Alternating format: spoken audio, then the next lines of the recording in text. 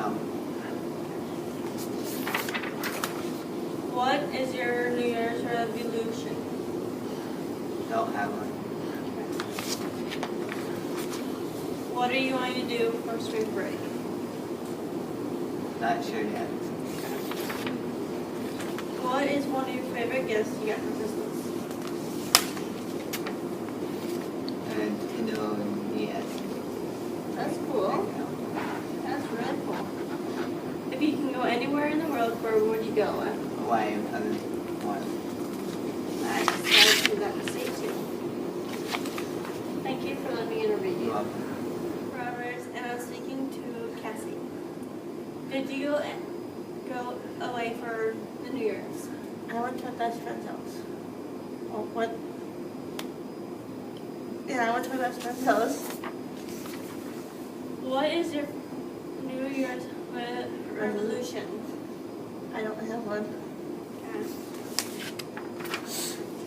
What are you going to do for spring break? Go to Mexico. What is your favorite gift you got for Christmas? Probably my new iPhone case. If you can go anywhere in the world, where would you go? Probably Italy, Why? because my dad said I have family that live down there, used to live down there. And thanks for interviewing with me. You're welcome. And I'm speaking to Katie. So, did you go anywhere for the New Year's? Yes, I went to my dad's.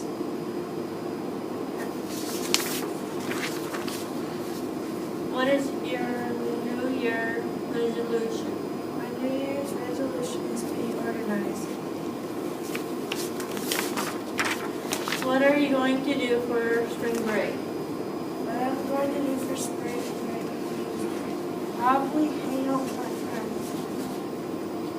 What is your favorite gift you got for Christmas? My favorite gift I got for Christmas is my Mercedes from my mom. If you can go anywhere in the world, where would you go? I would go on a cruise to the Bahamas because it's pretty. Thank you for letting me interview you. And as always, have a terrific Jacob Moss, you for Tessa Frontier for a yes segment of SLP for the semester. Welcome. And my first question for this week is, what are the benefits of having an outside social work? The benefits of having an outside social worker would be to help people gain more access to resources that we don't have inside the school system. So once someone graduates from TESA, they would be able to access the resources through the county, and they also have funding that we can access, or you can access through the county, that we couldn't access here at school. It's also somebody that is there for you if you need them in a situation where you might not know what to do.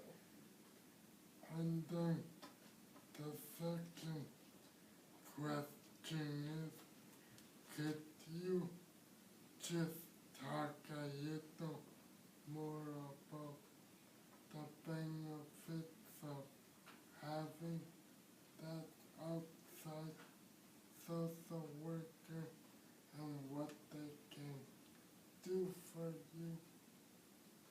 So the outside social worker can help connect you to job placements. They can help connect you to living situations. So maybe you want to live in a group home or an apartment. They can help connect you to those resources. They can also help your family connect with resources, especially funding. And funding means money. Money is easily accessed through the county once you leave our school system, and that can help you with job placement, like I said earlier, and a place to live if you're thinking of moving outside of your parents' home. Okay, thank you. That's So for this week, and it's been a great semester. Thanks everybody. Cut.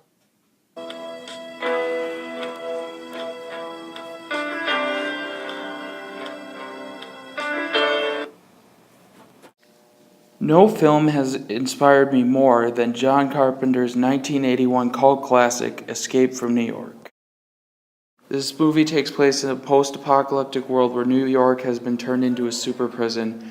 After Air Force One crashes into New York, they send a retrieval team to retrieve the president.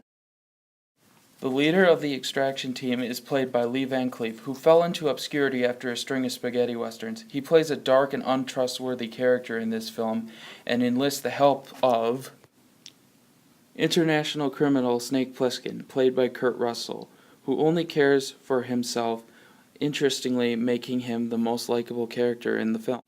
Plissken is injected with a deadly poison and must get the president out of New York within 24 hours before the poison shuts down his body. Kurt Russell absolutely kills it as Snake Plissken. Going from teen Disney actor to action superstar, Snake Plissken still remains Kurt Russell's favorite character that he has played. The studio originally wanted Charles Bronson to play Snake Plissken. Carpenter did not agree with this decision. The role was offered to Nick Nolte and Jeff Bridges before finally going with Kurt Russell.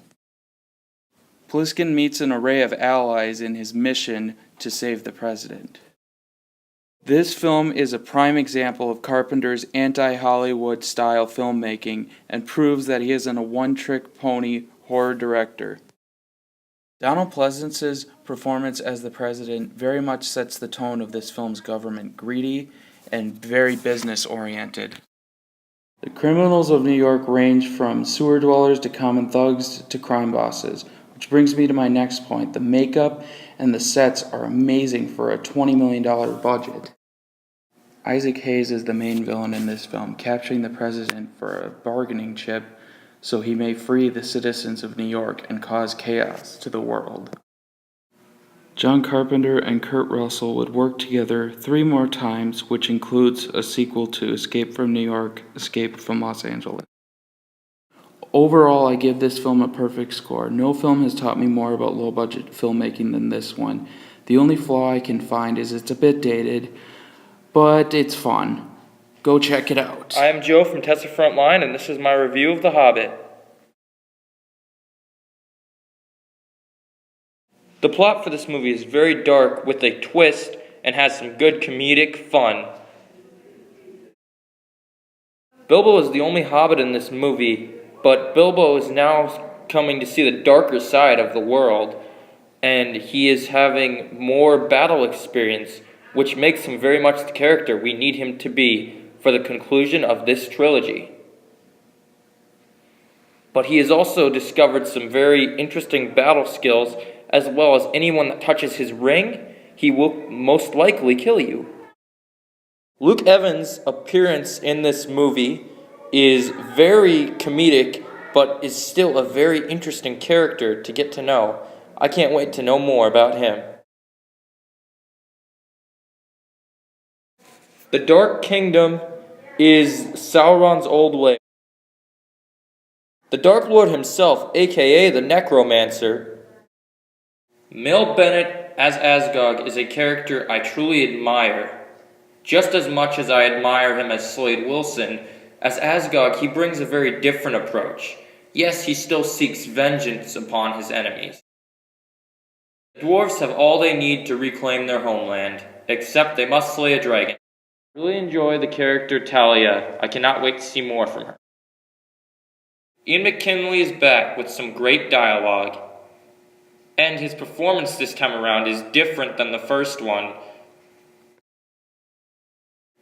Thorin's dialogue in this movie is spot on, and I really enjoy him as a character. He reminds me similar of Aragorn from Lord of the Rings. Orlando Bloom is different as a character this time around as Legolas. Legolas is by far one of the most interesting characters in this movie, and the fight scenes he has are truly awesome. Benedict Cumberbatch as the Dragon Smaug is truly a sight to be seen, to be heard, and to learn from. This is Joe from Tessa Frontline, signing off.